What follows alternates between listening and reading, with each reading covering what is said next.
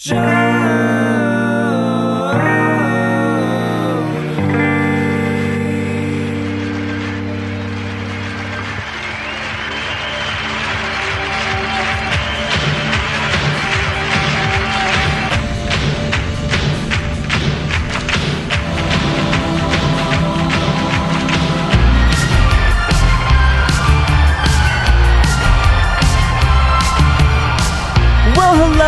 everybody. Welcome to another installment of Show to Be with Mike G, the show of life, the show of bartending, as always, the show of Chicago, Virginia, coming out in a small town, and, of course, Houston love. Today's guest is the amazing Hal Brock. The smooth, low baritone tones of Hal Brock's voice will guide you through this conversation so beautifully. He currently works for Parce rum, a Columbian rum. I got to try the 8 and 12-year varieties. This stuff is remarkable, and it was a great time to taste it with Hal as the premiere of Netflix's Narcos Season 2 was just around the corner. It was a wonderful event, but you might know Hal from such bars as Anvil.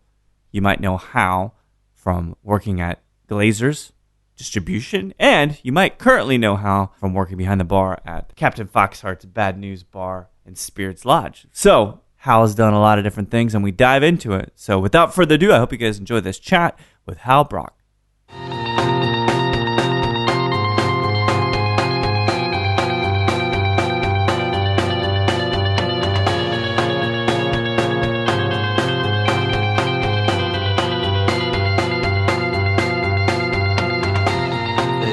lot of people don't realize with rum is that it's not just that they're ins and outs that you can kind of play with and little loopholes you can fall into. Right. But you're talking about dozens of countries that are producing a similar spirit. Sure. And there are no common regulations. That's it. And so and how can there be? There can't be. Governing, which is actually to their advantage. Yeah, it works out perfect. Yeah. And so it's kind of nice. And one thing that actually benefits rum is that creates this amazing amount of diversity within the category. Yeah. So you can go from an agricole to like your old port or your old monk, and then you get these weird things coming out of like Thailand. And I mean, people don't know that one of the top 5 producers of rum in the world is in the Philippines. I had no idea. And another one of the top 5 is in India. Really?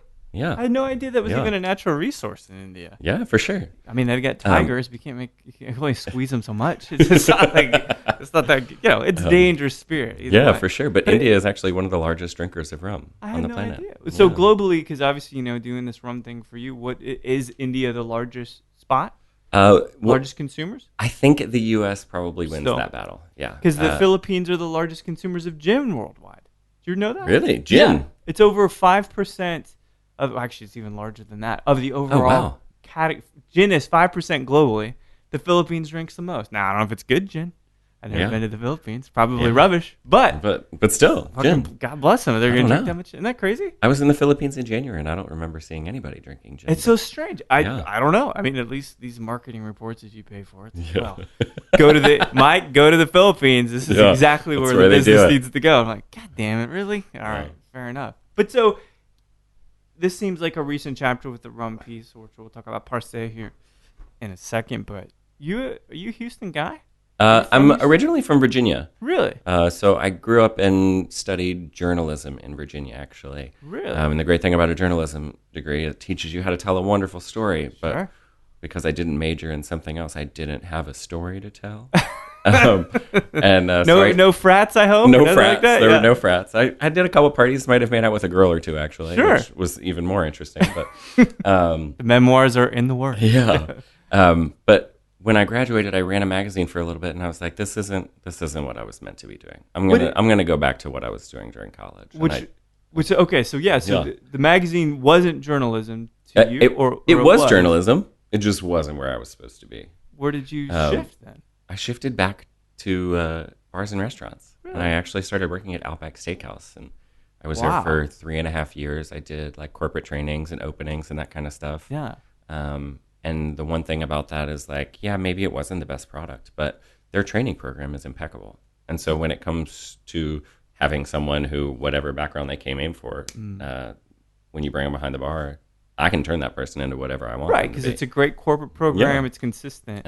Well, so this kind of brings an interesting point because I love journalism and actually I'd love to talk about the common state of quote unquote journalism. Right. Yeah. I dog on Thrillist all the time because if that's equated to journalism, we're all kind of fucked. Yeah. But I It's digress. a slippery slope there. Were you writing like in high school as well? Was it something? No, high school I was much more focused on music and art. I was doing Really? photography. Or did you play music at all? I did. I played alto and baritone saxophone, flute, and piccolo. Alto, man. Yeah, my father was a choir director. My mom was first soprano in the church choir. Really? We all did some kind of music. So that was what I grew up on. So was it like growing up in the church or not? I grew up in really? the church until I had to get confirmed and realized that there might be some diversions between the beliefs. What denomination, if you care? I grew up Methodist. Methodist. Yeah. I heard I was an acolyte. I was in the handbell choir. Really? Yeah, I don't know. Do you ever play any jugs? I've always wanted to play jugs. I don't know. We did a real interesting thing. My uncle, he actually lives down in Panama. Really? And he was huge into like the Native American powwows when they would come around. And so he'd always get like the wood flutes and like weird drums. And when he moved down to Panama, he brought all the instruments with him. And so for Christmas one year, we got him a washboard and a wooden spoon because in Panama, they didn't have that because they were just washing it on the rocks like most of the world. But we take that for granted. And so it was something really beautiful that they were like, oh, this is my mom, we lived in Arizona near a reservation for some time, and she collects those Indian drums. Yeah, that's real cool. It is cool, man. Yeah. It's like an art form in itself. But so music makes a lot of sense. Did you feel like pursuing that in college at all, or it was just time to move on? No, I didn't feel like pursuing it in college because it takes it from anytime you turn a hobby into a job, it kind of kills it for you. That's to a how I certain always extent. wonder about porn stars. Yeah. And I'm not even trying to be funny, but that is the textbook. Yeah, for sure, because how do you enjoy that anymore? Right. I'm just I want to go read encyclopedia. Yeah. Like, that's it.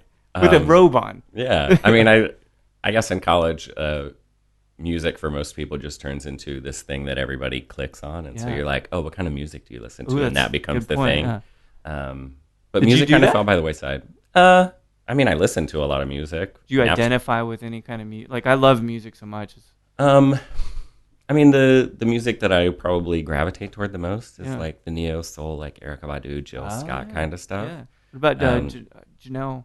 Janelle Monáe's wonderful. Amazing, right? Yeah. Greatest hair in the She gets biz. a little aggro every once in a while, but she's so small too. No, she's small, but her beats are on point. She knows how to party. Good performance. It's a good too. time. Yeah, absolutely. Well, it's a good, definitely a good genre. And so you do in the school thing. Did it feel a little bit more open, like culturally? Now, I'm not to say I know much. Well, I was still in the closet when I went touring schools, and the Pride Alliance at George Mason, where I went to school outside of DC, had put a mural up. And as I was going through orientation, I was like, yeah, we're going here.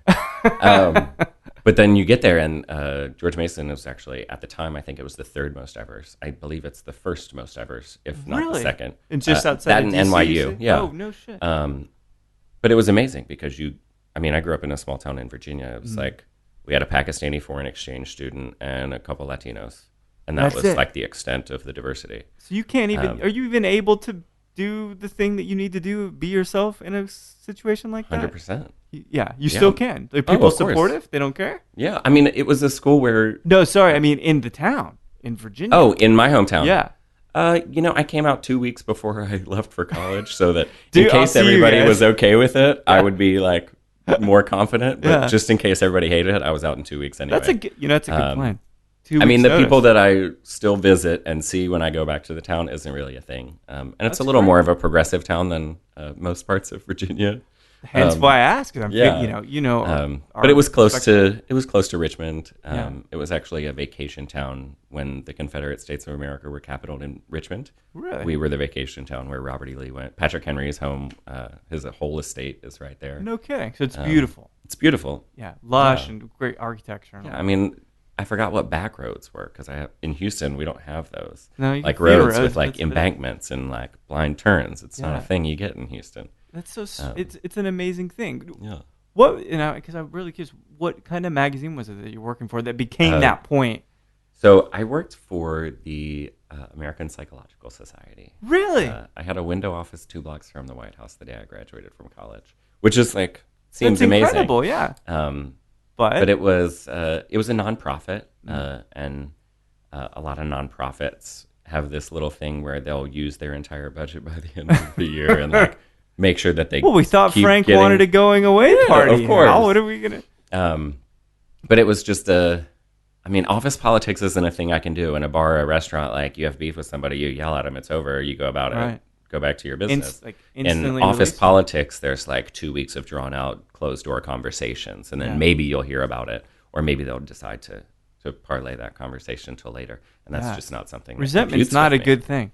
Resentment's not a good thing, and that's what it encourages. Yeah, kind of for culture. sure. It's like, man, I really hate that guy, but only because I haven't talked to him about the problems I have with him. Yeah, right. Today, I've waited 2 weeks. I don't know, and just a bar and a restaurant it's just much easier to bitch at each other and have it be over with. Yeah, that's amazing. Much more extrovert kind of environment. For sure.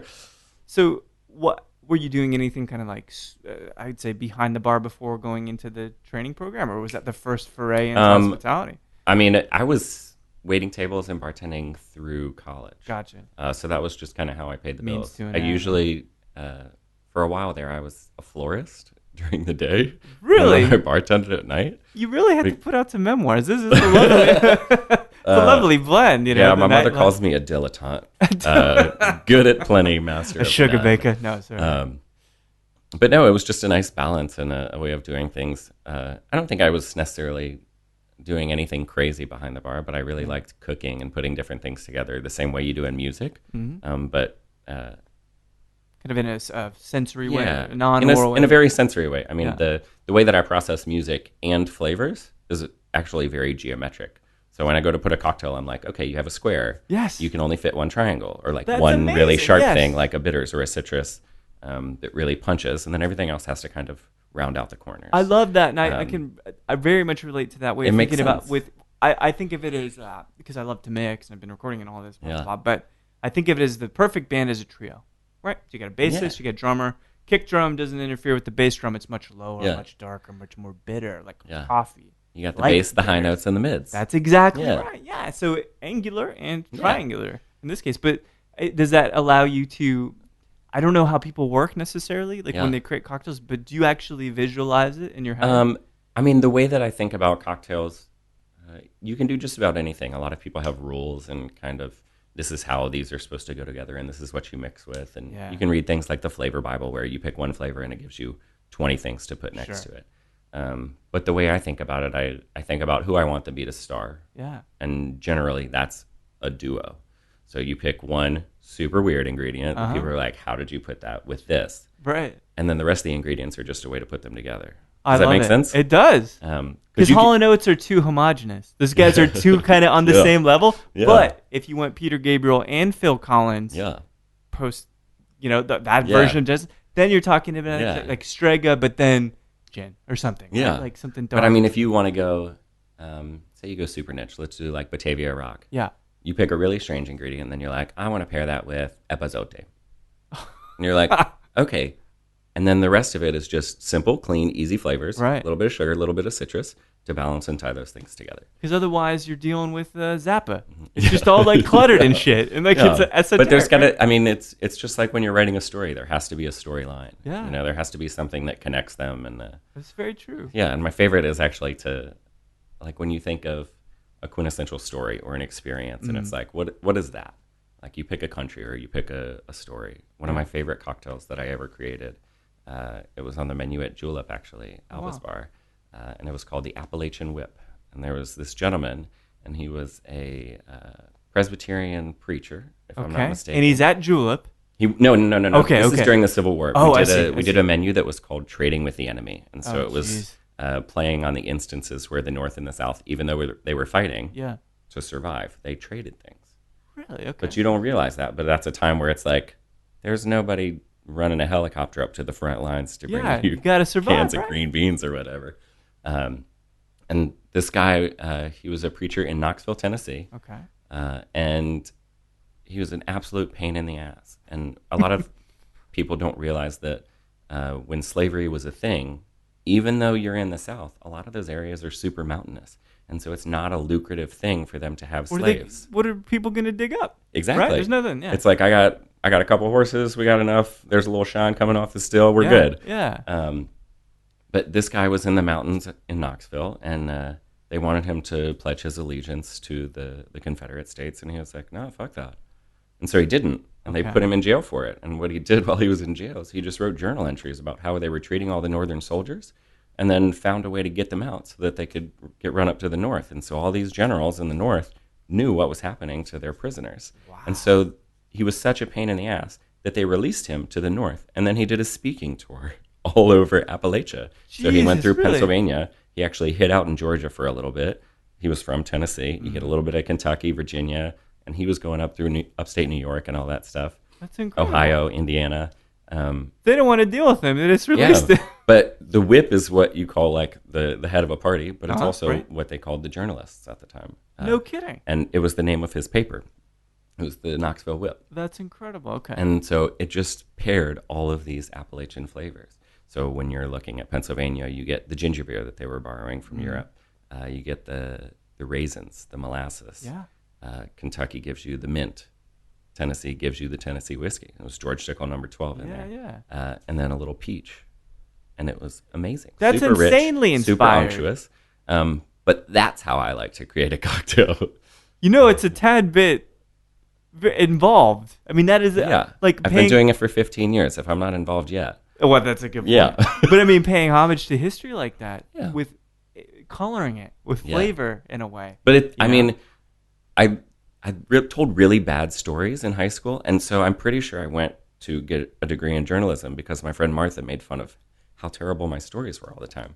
And so if I can bring the storytelling skills I got during 4 years of college, I guess that's how Zuckerberg did stuff, right? Like some girl made him mad. He's like, well, I'm going to go get girls. Yeah, now. People do that all the time. That's very true. I believe that's a defense mechanism. Yeah, but it was it's just a nice way to tie everything together. And, you know, when you're talking to 200-300 people in a week, you got to find something to talk to them about. And let's be real, 50% of those people maybe aren't my people. Yeah. But I'm going to make them feel like that because that's my job to make them a story that comfortable. anybody can connect with. Yeah, for various sure. stuff. Either if they support the Confederacy or if they support the North. Yeah. Well, he didn't really support either of them. Yeah, which is even more amazing, right? Just kind of like a Bernie Sanders guy. Yeah, for sure. Doing his own shit. For sure. Being a real country. curmudgeon, you know? Wow. Yeah. Some people might disagree. But how long then?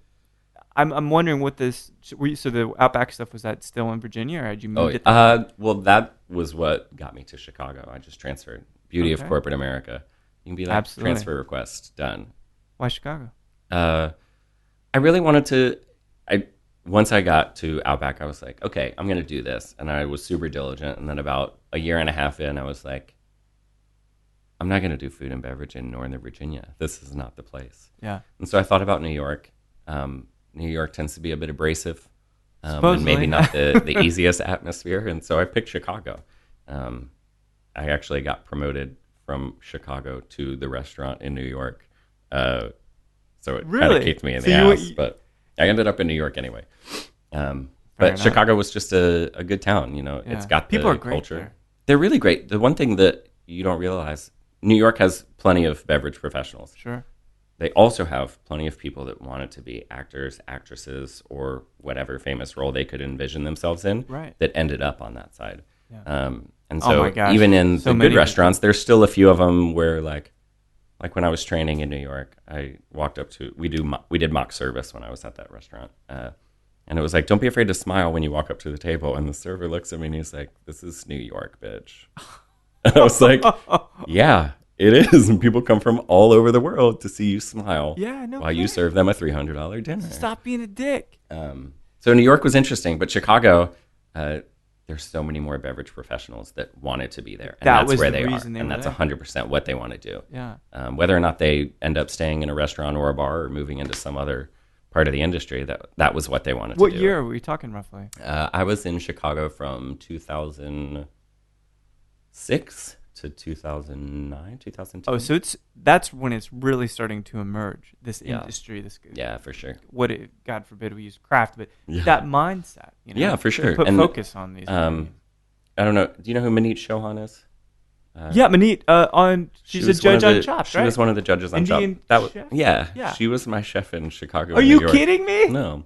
And she was amazing. And even though she was primarily in the kitchen, she had a very heavy hand in like making sure the bar was doing stuff. So even though we weren't like super crafty, like I probably didn't know what a vucare was at the time. Yeah. But she was doing, like, we had a fresh lime pear and green chili, and it was a little pear liqueur, fresh motto jalapeno. It was delicious. Yeah, nice, perfect. citrusy, bright. We had like a saffron cardamom liqueur that we made in-house and did this real, like, super lush, rich, sweet martini. Yeah. But it was perfect for dessert. That's And it went with the incredible. food great.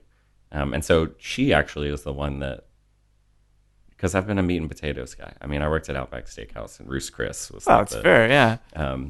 but that's what you do when you're in Virginia and you're not like, Well, you what, just eat meat how do and you know what potatoes. to do, Yeah. right? Yeah. But with her, it wasn't just the Indian, because the restaurant was Indian and Latin American fusion. Okay. And so you get all of these, like, grandma slaved for 5 hours or 5 days Right. flavors. And there's these gorgeous, like, rich, spicy layers. And then all of these subtleties you don't imagine.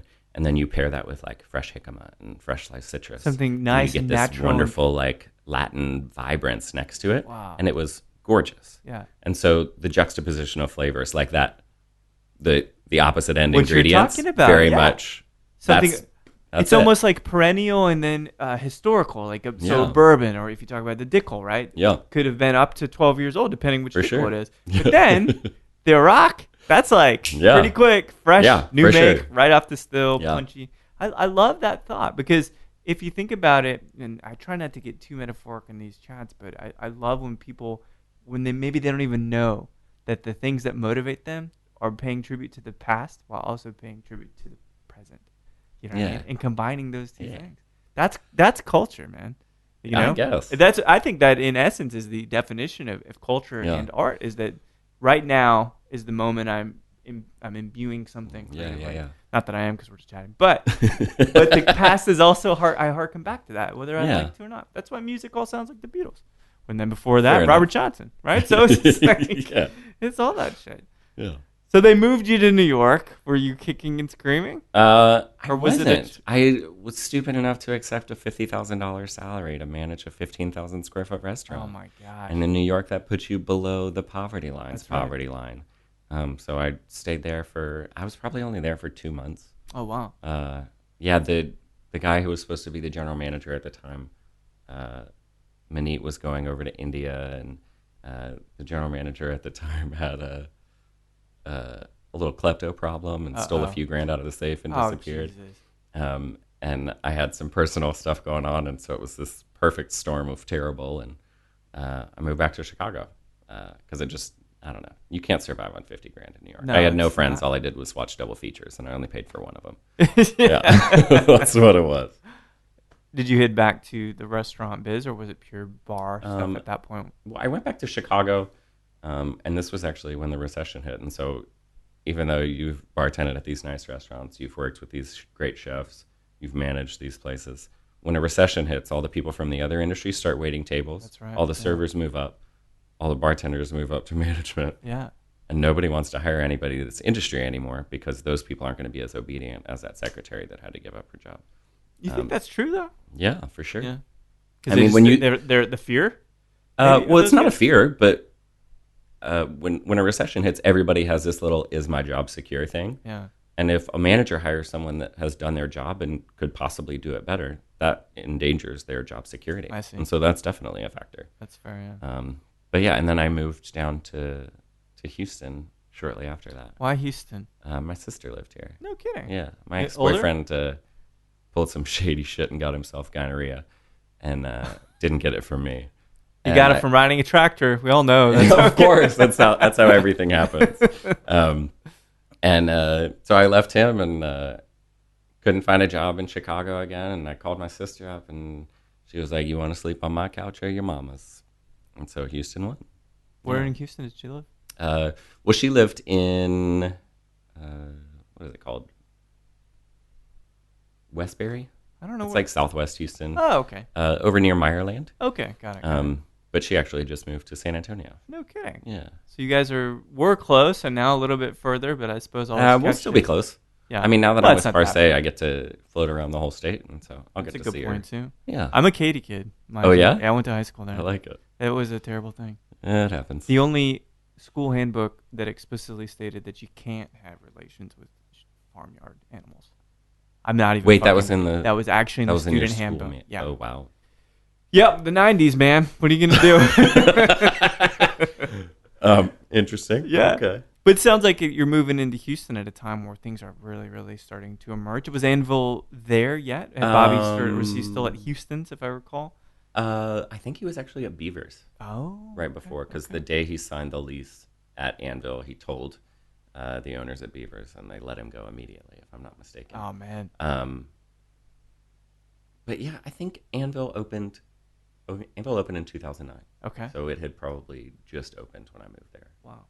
Um, And yeah. did you start seeing the writing on the wall and saying, like, maybe Houston becomes this cocktail mecca? Or were you just kind of living it? I don't even know that, like, I was processing it as an industry or, like, a culture of its own, because I was still just working in bars. Right. Does that make sense? Sure. It wasn't. Um, A lot of people still say, "Oh, I'm just a bartender," but it's like there's a lucrative nature to it and a movement to it. I would say I'm still just a bartender. It's a bar. I tend to it. Oh, that's fair. Mixologists tend to write menus at a desk. Yeah. Maybe in a cocktail lab. And it takes at least 30 minutes to prepare those mustaches.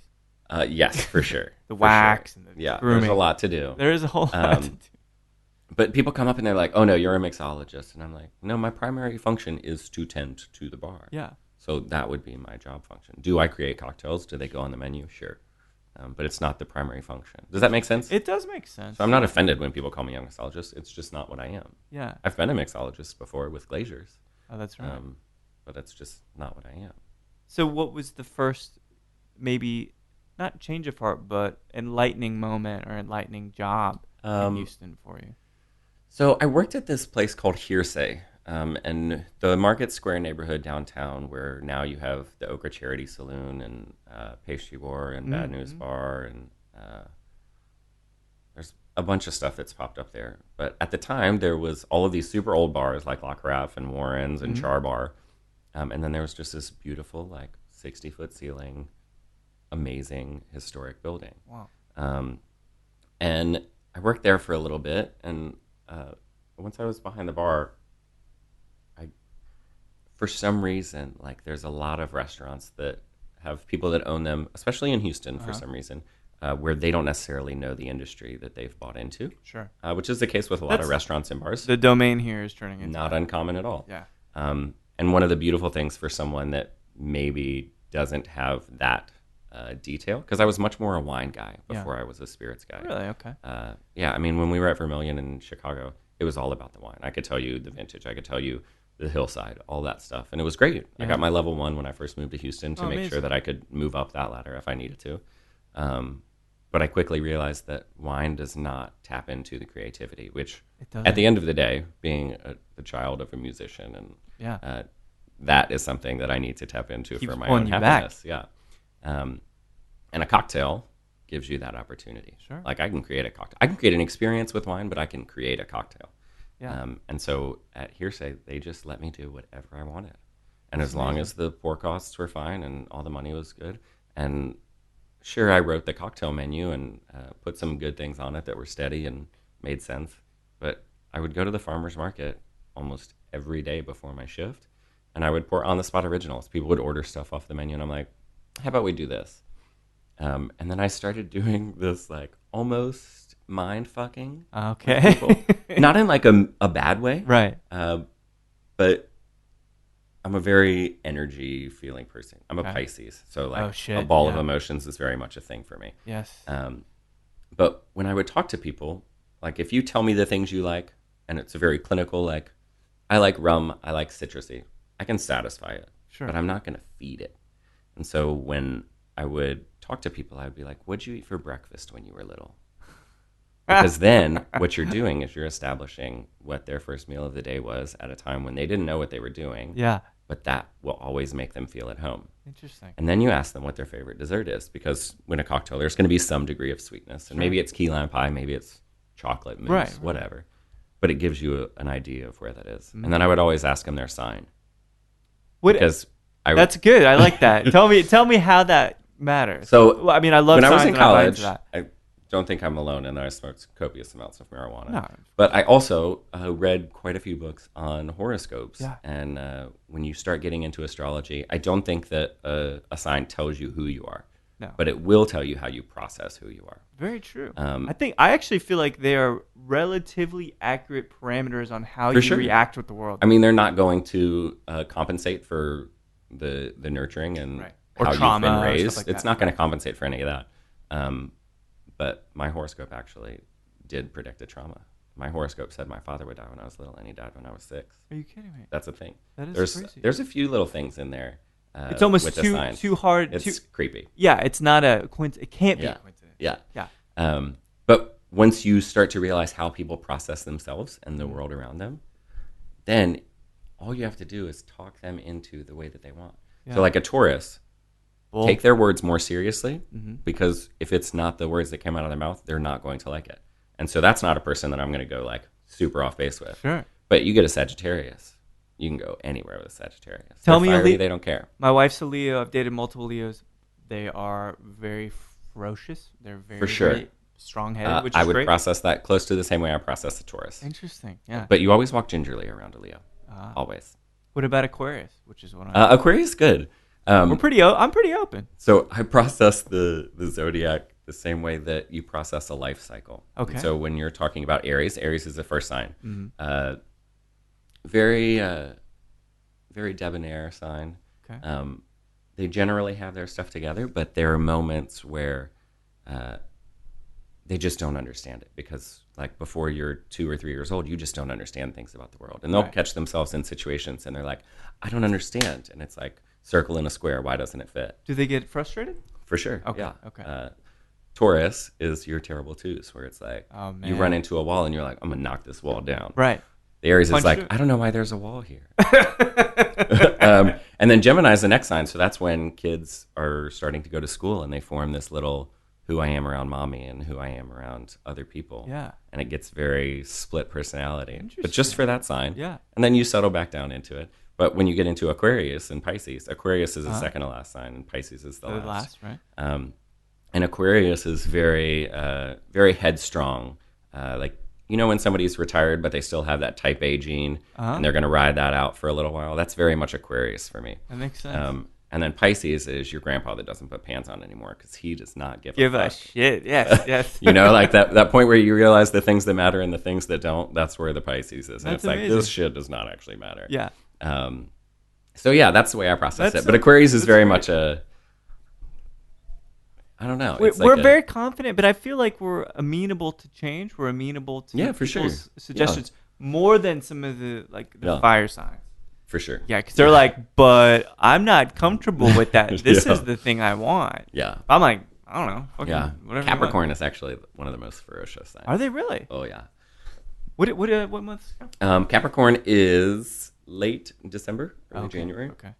So yeah, it's really before. Very strong personalities, very guarded. Guarded. Yeah, but that whole that Taurus gene is very much with them. Like, I'm gonna put my foot in the mud and I'm not moving. It's so strange. How did it go over, that approach to giving people cocktails like people loved it? Because you're playing to their ego in a way. Because you're playing to their ego. They feel like everything you're about to pour is hyper-personalized, even if it's some pink shit with vodka for whatever girl walked up. Right, right. But also, I can sit there and talk to somebody for 5 minutes about themselves, and they love it. And it gives me 5 minutes to finish all the drinks I was making for the people that aren't them. That's good process, man. It's workflow management. That's good. It's workflow management. Yeah. And I'm not going any faster. Yeah. But I'm making it so that they don't realize it, which at the end of the day, that experience is my job. So it sounds like you like people because they're puzzles. You like to understand people? Am I reading that the right way? Maybe. It sounds like, I mean, if we were to file, because in a way, when you talk about the personalities of people, the best way, the best nomenclature to file them and index them is by their sign. And I feel that way. Now, a lot of people might disagree and say, well, I'm a behavioral psychologist. It's actually just about reinforcement. But then you get into a whole philosophical debate. Fine. It's like, all right, cool. Exactly. But it seems like you're a humanist. Well, yeah. You know? And a lot of people aren't. People, they would just want to do their thing. They want to go clock in and, feel important. Satisfied creatively, and then they want to get out. But I think you really want to connect with people. It feels that way to me. I mean, after a certain point, there's a reason that a lot of people get out of this industry 5-6 years in. Yeah. It's like, there's a lot of stress. You got to deal with drunk people. I got slapped in the face on Friday night. I read about that. Yeah, it happens. Yeah, I think I read about that. Yeah, you did. And at the end of the day, like, I want a place to express my creativity. And one of the beautiful things about a bar is you can create all of these sensory things. Yeah. So you can put the music together. You can decide the color of the walls, the stain of the wood. And then you actually get to feed someone a feeling. You get to put that inside them and let them enjoy it. And that's a really beautiful thing because there aren't a lot of places where you can fully appeal to all of the senses. Yeah. Does that make sense? Oh, of course it does. I mean, I think that's why I like it, though, is because I live with rose-colored glasses on for my entire life. Yeah, until they slapped off your face on Friday, I guess. Whatever. But I was still smiling after it, you know? But it's the only way that you can really create an environment, whether it's of this world or another. That's a beautiful way to look at it, though. Yeah. It doesn't always get that poetic when I talk to people about cocktails. Talk about art or whatever, right? And I think that's wonderful. And it sounds like, at least in Texas, you've moved through all the tiers. So if I recall, you were at Anvil for a bit. Were you the GM at Anvil? I was the assistant GM. Matt Tanner was the GM at the time. Yeah. Okay. And he's at Parce now, is that right? He's at Parce, yeah. Good group at that point? Good, fine talent at Anvil? It was a very different group. We were much more bulldogs than the group that's back there now. They're much nicer to each other nowadays. But no, I mean, the thing about Anvil is it pushes you so hard that you can't help but love those people. No matter how much you hate them or want to hate them, you just love them. Yeah. And you go through that with somebody and like you get your ass handed to you over and over. And they're like, cool, I love you. You can't slow down. Right. But it's just this unrelenting, this is what you're doing. Like it's not trying to get there. This is what you're doing. Mm. And so it was a really beautiful thing there. But then after that, I was with Glazers. That's what I was curious why you jumped across. Tears. My husband and I had talked about having children. Mm-hmm. We still want to have children someday. The older we get, the less likely that is. But how long we'll you guys see. Been married? Almost 4 years. It'll be 4 amazing. years in November. And someone you met in the industry, outside the industry? No. I knew that you. It's either overwhelming yes or like fuck that. No way.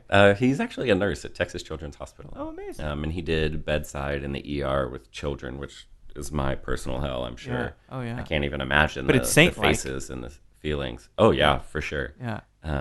And now he does informatics, so he builds out like databases. Amazing. What sign is he? I'm just curious. He's a Taurus. Oh, that's how you knew. I'm a Pisces. I'm a ball of emotions with no grounding whatsoever. So I needed an Earth sign to keep me on the planet. It makes a hell of a lot of sense. Yeah, it does. But so it makes some sense then. Like, I want a 9 to 5 maybe. Yeah. I want to have a time to come home. I want to have weekends off. So Glazers seems like a good opportunity. Did they come to you or did you pursue They came to me. It seemed like a wonderful opportunity for several reasons because at some point I'd love to get involved in the production of a spirit or the production of a liqueur or a wine or something on that side. Yeah. And so when you're in a bar, there's no chance that you're going to have time to take those trips. Right. And especially at Anvil at the time, we just didn't get to travel as much. And so getting that proximity to the distillers and getting to go to all these different places and go down to Peru and see Pisco Porton and hang out in Kentucky in the rick houses and talk to all these people. It was wonderful. But at the end of the day, like distribution, there's a certain amount of, but how many cases did you sell? That's right. So no matter how creative you wanted to be, you were creating programs for these bars that didn't want to put in the energy themselves, which means once they roll it out, they didn't actually want to put in the energy to execute it. That's right. And a lot of times they would just cut your menu up and it didn't matter. And they didn't give you notification because I wasn't being paid for it, not by them at least. And it just, like you put so much creative love into it and then people are like, I'm going to take just this one cocktail. And you're like, that's awesome. But it didn't feed me. Yeah. And so I had to come back to the other side. Yeah. How long were you doing the Glazers thing then? I put in my notice on my 1 year anniversary. It's enough to know. That was enough. Yeah. And then was bad news the? Bad news was not. No, I ended up working at a. Oh yeah, you mentioned Julep. You mentioned. I've bopped around a little bit. Yeah, it sounds like it. All the great spots at least. They're good ones. Yeah, I was at Julep for a little bit, and then Bad News. Yeah. Justin's a good dude. He's a great dude. He's a true Houston keyboardist. For sure. Yeah. I can see why you would want to work around him. He's kind of creative, isn't he? Well, he's super creative, but also one of the beautiful things.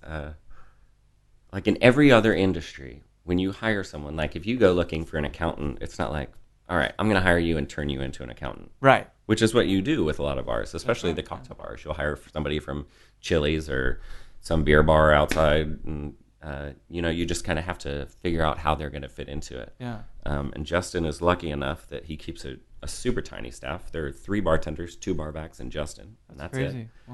Wow. But with that small of a staff, a lot of times you can attract, because it's constructed the right way so that everybody actually makes money, you can attract enough talent that you don't have to train it. And so like right now we have this one girl that we're training, but that's the first person that we've trained at Bad News. Really? Aside from that, you show up the first day and it's like, cool, you got this, right? And yeah, there are standards as far as the cocktails, but he doesn't hire people that don't understand them already. And so it's kind of a beautiful thing. It's a super group. Yeah. I mean, we don't have a manager. That's not a thing. Yeah. But when you're ride or die with 4 or 5 people, there's no room for beef. There's no room for like, oh God, I wish you would not, because there's only 5 people. Right. You guys are like astronauts. Yeah? Is that what's up? Think about it, because I keep going. For some reason, I keep thinking about Apollo 13. Because we're all in this together. Yeah, you're in it together. You either all die together or you all flourish together. Yeah. Right? And I think that it's only as good as the weakest person. Yeah, for sure. And since you're all great, then it's going to be great. Yeah. But the one thing that kind of atmosphere creates is like there's no tension, because it's like, oh, I can't believe he's telling me to do this, because there's nobody to tell you to do things. Right. You're a grown-up. You're a professional. Just fucking do it. Just do your job. Yeah. And so we keep each other pushing. That's incredible. Does that make sense? Absolutely. I don't have a boss to work for, but I have these 2 people that help me make money every Friday and Saturday night, and there's only 3 of us, so we're all there. There's Friday, Saturday night. That's just what it is. Well, it becomes apparent the guy that can't keep up, right? Well, you don't there's wanna nowhere be to that. hide. There's nowhere to hide for anybody. Exactly. And it's like, oh, this person's working hard. I got to work harder. That's an and amazing you all concept. just do it. That's like that is the group you want to be in. Yeah. It's pretty fantastic. And I imagine, the things at Glazers, or rather the reason you kind of transitioned into that in the first place for that year, want to be closer to distillers, want to be closer to the products, get to see it. And you talk about Kentucky. It also just gives you an amazing amount of perspective. Oh, for sure. The more experiences you have, the better perspective you've got. But also, like, one of the struggles that you get in cocktail bars especially is, how do I stay nice to these people and tell them that I'm never going to carry Vinique? Right. Like, how do you not offend those people? And working with Glazers, you start to see what their checklists look like. So, like, what do they have to check off here? Right. What do they have to check off here? And they all want to play games with you. They all want to spend money with you, and they want the exposure. Sure. And there's a very careful way to figure that out so that it's still 100% you that's getting presented to people. And so it gave me a lot of perspective on like how those people are going to approach me, the tactics that they're going to try to utilize. You have insight. Yeah, I mean, I actually sold cars for a little bit, and so like all the sales techniques. What kind of cars? I'm just curious. I sold Hondas. I love Hondas. I can't sell anything I don't believe in, and we drove Hondas all the time. Me too. Up. We agree on that point, which is good. But yeah, you're right. Like insider, you were there. You knew how the shit went down. You totally did.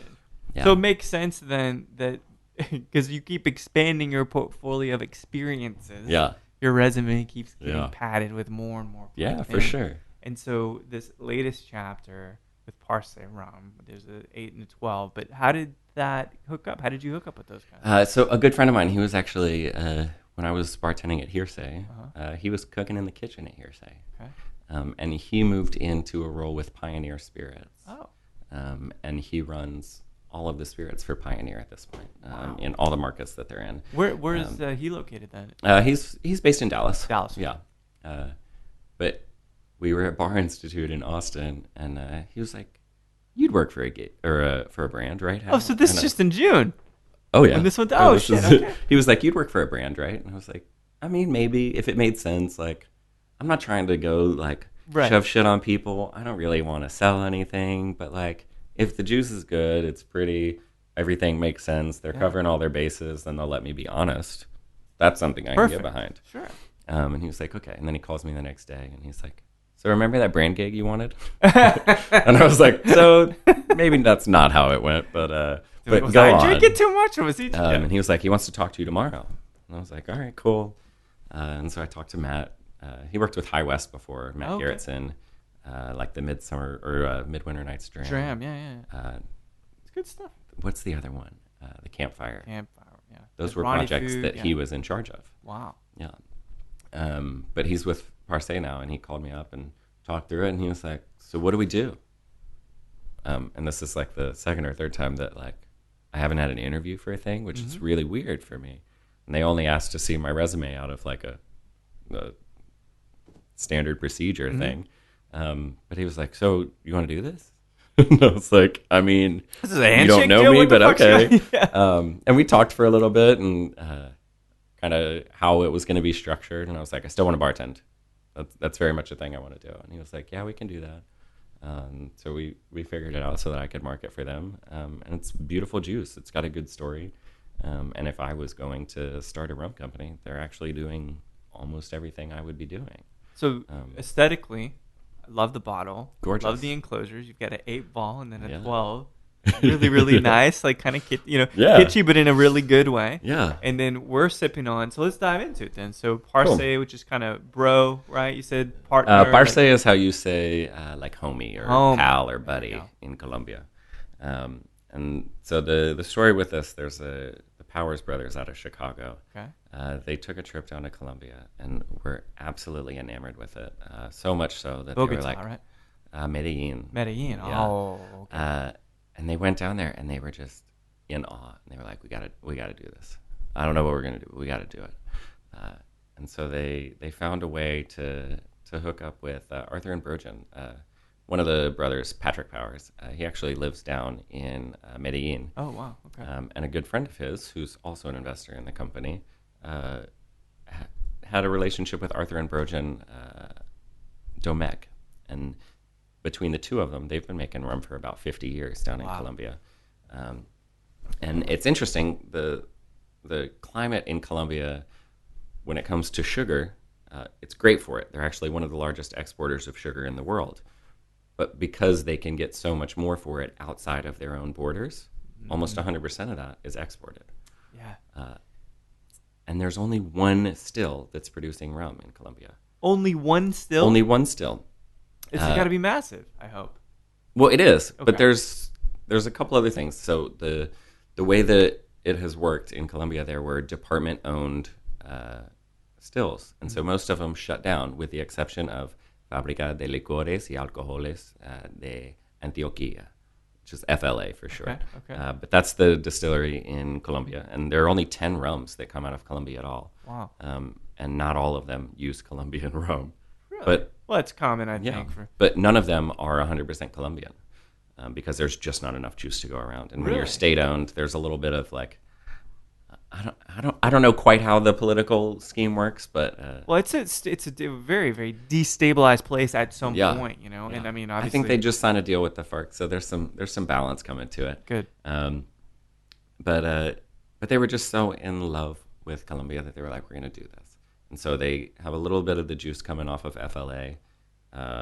In our blend, we actually use some rum out of Trinidad, Oh, wow. a little bit out of Panama for a nice clean balance in there, and then Guyana for some rich sweetness underneath. Amazing. Um, So but- typically with Colombian rum, if you were to say it tastes different in this particular way, what might that be? Because I don't So- know that I've ever had that juice by itself. So when you taste it, I have had it by itself Yeah. one time, and I'm not positive that it was 100% Colombia, but I there's see. a rum called Ron Medellin that comes out of FLA, and it actually carries the name on there. And at one point, it was 100% out of FLA. Okay. I have 2 old bottlings of the 3-year, and I think one of them is probably 100%. Amazing. But as time went on, it got less so. Yeah. But when you taste this, so Trinidad, I always associate with like a sharper, woodier character. Yeah, And so you absolutely. definitely get that. Think like Angostura 5-year, 7-year. Yep. Very stand-up, kind of drier side rums. Guyana, obviously, you get that rich, hearty sweetness. And it gives you a nice little depth to this one. Panama gives an incredible balance. So it tends to be a little drier, a little heartier. But what that does is it pulls all the other things so that they hit the same line and get that beautiful texture that you feel. But there's this wonderful, gorgeous, like heathery chocolate almost like Chocolate. Chocolate is Yeah, for sure. absolutely, yeah. but it almost gets to this like blackberry place for me. Mm-hmm. And that's the Columbian. Does that make sense? Fuck yeah, it makes Yeah. sense. You know that good stuff you're tasting that's lingering in the back of your Yeah. palate that makes you want to eat some I mean, chocolate? There you go. There's a good amount of richness that comes out of Panama, but Yeah. But no, but I'm getting all of that. I'm getting kind of Yeah. some salinity, right? And I Yeah. don't like tasting notes, but I Yeah. like that I'm getting so many different colors yeah, of for flavor. sure. You know, Yeah. getting grassy. I'm getting a lot of wood, Yeah. as you said. And then there is that luscious coffee chocolate thing. Yeah. The cocaine thing. No, I'm kidding. At the back, at the back, it's really lovely. And this is the 8-year. And as Yeah. you guys make sure to absolutely claim, every drop is no coloring, No coloring. and it is all aged 8 years, All aged 8 years. which is a brilliant achievement. Yeah. 'Cause it takes a long time to do that. Yeah. Shit. No, there's a lot of rums. You'll see a number on there. There's some whiskeys that play it too, Oh, where it's like yeah. it's the old number 8, old number 12, Right. and it's probably not 12 years old. No. But that happens a little more frequently with the rum. But Yeah. yeah, every drop is 8 years. Every What's drop is 12 years. The proof on the The proof on the 8 and the 12 year are both 80 proof. 80 proof. Okay. We actually have a 3-year that'll be coming out that is phenomenal. So like all of that chocolate, Yeah. kind of soft, fuzzy texture Fuzzy. is very apparent. First it's time very that I apparent. heard that as a tasting note, and I love it. It's great. But you get it. Yeah. Yeah. But with the 3-year, a lot of times people will take their 3-year rum and they'll strip all the color out so that you get that white rum, because Yeah. then you can get the vodka drinker to sip it. And we didn't do that. So I'm it so is glad this you didn't do that. bright yellow color, and it's amazing. I love it. That there's, a lot of people are always saying that older is better, and it's preposterous Yeah. because some old stuff's horrible, some Yeah. young stuff's horrible. So Well, it's I right in the middle. don't use the word better. Which word do you use? Better seems like a great qualifier, Mm-hmm. but better suited is more what I'm thinking. Because is this rum better? I don't know. Is it better for you? That's a much tougher question because I don't know you. But that's where you hook people behind the bar with that, I'm going to tailor this to you. Even if it's not perfectly tailored to you, I'm going to make you think that. Yeah. But better, I don't know. It just seems like such a useless word to me. Well, it's almost what's the word? An aspersion. Yeah. It's like, oh, well, this is better. Yeah. But better, it's like, I already know what your priority is, and this one's better. Yeah. I don't know what your priorities are. That's a great point. You could be looking for a cheap bottle of rum. Again, the It's not better humanist for that. Hal. Yeah. True empathy coming through here. I mean, that's really, really a Is that lovely. empathy? Yeah. I think so, because you don't want to overtake them with your own Yeah. ego. You want to understand theirs Yeah. and then frame it to the way they're Yeah. feeling. That's empathy, Yeah. I think. I think it might be a little more I read a anglerfish. book at one point that had the word in there. I think that's Yeah. when I looked it up. And so you guys also have the 12-year expression. So this 8-year, really, really nice. Still Yeah. some lightness. Yeah, for And sure. I'm imagining, just from the sheer color here looking, and I'll take a picture in a moment, but even more complexity. I really like to find out. So you mentioned the bottle earlier. San Francisco Wine and Spirits competition last year was one of the first major things that Parce put itself into. And we did pretty well. So communally, they won a double gold medal for bottle design. Oh, that's brilliant. The 8-year won a gold medal, but the 12-year won Best in Show. Best in Show. Yeah, not easy to do. I'm about to sip the Best in Show About to sip the Best in Show. from the San Francisco Indeed. Spirits Yeah. thing. Yeah, and we know all about that's yeah. that's a great contest. Yeah. No, it's a good one, but And the smell's lovely. I mean, something so romantic about aged rums. I don't know why people don't necessarily get it all the time. one of the things that I always think is funny is that when people think about smoking cigars, Yeah.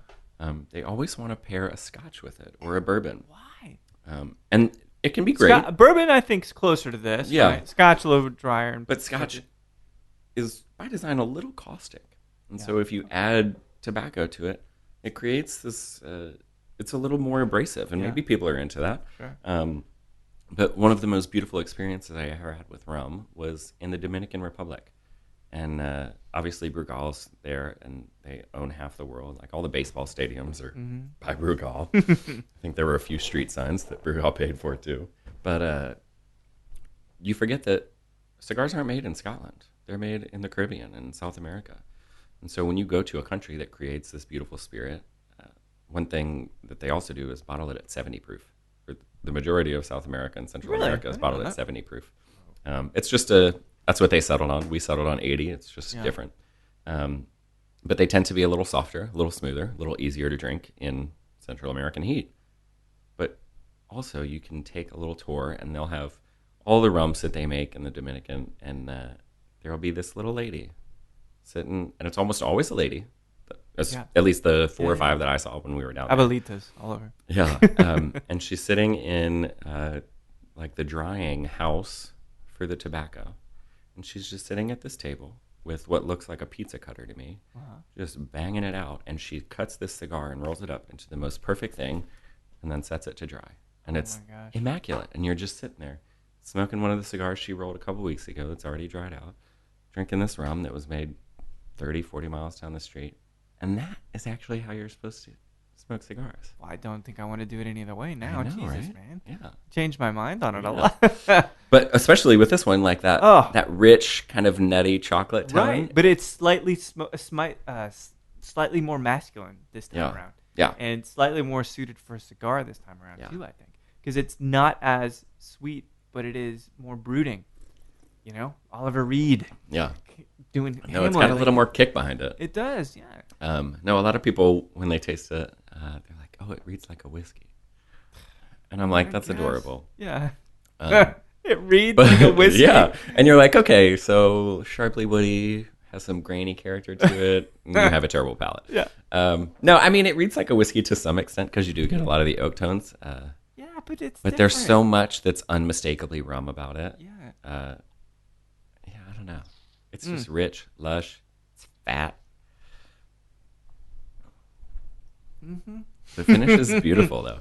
I think the 8-year finish might actually last a little bit longer. It does. Yeah. This is slightly crisper. Yeah. But these things, like, they'd make an amazing cocktail. Yeah. But they make an amazing Oh my God. spirit. A daiquiri with the 8-year? Oh, I can't even imagine. It's funny because you think that you know what it's going to taste like, and then you taste it, and it gets this almost like creamy vanilla. Yeah. Like citrus breaks this stuff up. It's crazy. Yeah. No, it's nuts, and you don't even think about that. But yeah. It's insane. So I can becomes real clear as to why these would be the brands you'd pick. Yeah, for sure. 8 It's years, lovely. amazing. 12-year, Yeah. lovely. And what kind of? So this is pretty new. When did these hit the Texas market? So these came into Texas last month. That's what I was going to say. It's pretty Super new, right? Yeah. But they're doing some really cool things. I mean, not only do they have a beautiful bottle, they have a great rum.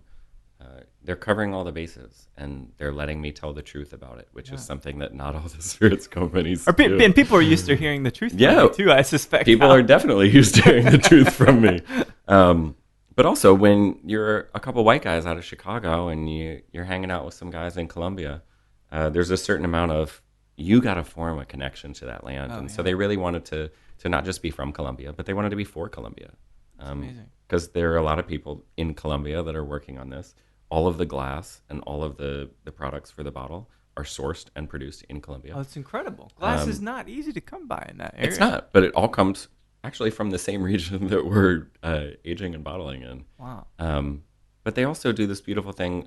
In Colombia, there's a good amount of coca farmers, which you might be familiar with. Sure. Narcos Season 2 starts on September 2nd. Yeah, it does. And there's also a lot of loggers and strip miners that are ripping up the Amazon. Yeah. And when you think about the experience of being in Colombia that the Powers brothers fell in love with, it wasn't just the rum or sitting on the beach, because a lot of times when people think about rum, they're like, oh, we're just chilling on the beach, tiki, whatever. Right. And this is very much mountain rum, because when you look at Colombia, all of their major cities are right in the mountains. And so even if you're in the city, you're looking out at this gorgeous green mountain face. And one thing that you need for there to be a green mountain face is those trees. So we plant one for every bottle that we sell to try and back some of that up. Do you like hitting the road? I mean, this seems like a slightly different version of a job you were doing. Yeah, for sure. You were just in San Antonio last night, right? Or was it a couple nights ago? No, I was in San Antonio 2 weeks ago. Oh, okay. I was in Austin and Dallas last week. I just know it's been a long Texas tour here the past couple of weeks. It's not stopping. Do you like that part of it? I do, but the reason that this is a little different than distribution is this is just one brand. Yeah. I don't have to worry about a million different people calling me asking why I don't have their spirit on this list. Right. It's just one rum, just me, and it's good stuff. And you believe in the thing, like you don't have to divide yourself across things that don't make sense, and some do, but this makes perfect sense. There's no remorse when I go home. I'm not like, man, God, it feels terrible selling that delicious rum. That it just doesn't happen anymore. You poor bastard, you get to sleep at night thinking about. But I mean, I'm a rum guy. Yeah. I probably have 300 or 400 bottles of rum sitting on the shelf at home. That's incredible. And so before I even signed on with the brand, I was like, all right, I got to make sure this is good. And then I lined it up against like Diplomatico's upper echelon, Zacapa, some of the pirate stuff, plenty of your Eldorados, your plantations, because I needed to make sure that I was going to be able to compete, and like I wasn't going to bring this in and people would be like, well, it's not as good as this, because it is. Yeah, it absolutely and in most cases, it's better. I agree. Really nice balance here, man. And I think it's funny because you have this reputation as an outspoken, honest guy. But the thing that, again, I think is really clear to me, and I love that because I want to be invested in good juice too. Yeah. That's why mezcal is so easy. There's so much humility in the guys making that. You can connect to that. Yeah, for sure. Even if I can't speak Spanish, I would want to with Acalino. Yeah. I still like. He's an amazing person. Yeah. You can tell. My favorite was seeing a picture of Acalino on the Beaver at Buc-ee's. Oh He was coming back from San Antonio cocktail conference. Amazing, but it's like these rock stars. But you are about people, and I'll say it. So if I'm wrong, it's on me, right? But I think you are. I think you want to make sure people have great things, and that they feel connected to what they're drinking. It's funny. So I have a certain amount of, I don't want to call it arrogance, but maybe pushing in that pomposity. Direction. Well, no. I just like that word. No, over time, like how sometimes people put themselves on a pedestal. Mm-hmm. I've been accused of that a couple times, and really, yeah. And my response was, "I'm sorry you haven't lifted yourself up." Because because it's not on me. You're making the dynamic. I don't put myself above you. I moved myself up. I mean, and you can do that too. Yeah, and totally. I try and you try and lift people up, but I don't know. I think it's a great way to look at it. Does that make sense, though? Absolutely. You can totally edit this out. No. I think this is a great thing to talk about. I want content. I love people like you, I think, and I love sipping with people and getting to learn their stories and talk about experience. I love that. Yeah. And I hope that they're okay with me just being a dude. I mean, I'm in the industry and stuff, and that's fine. Yeah. But I was like, Hal, we've never met. Yeah.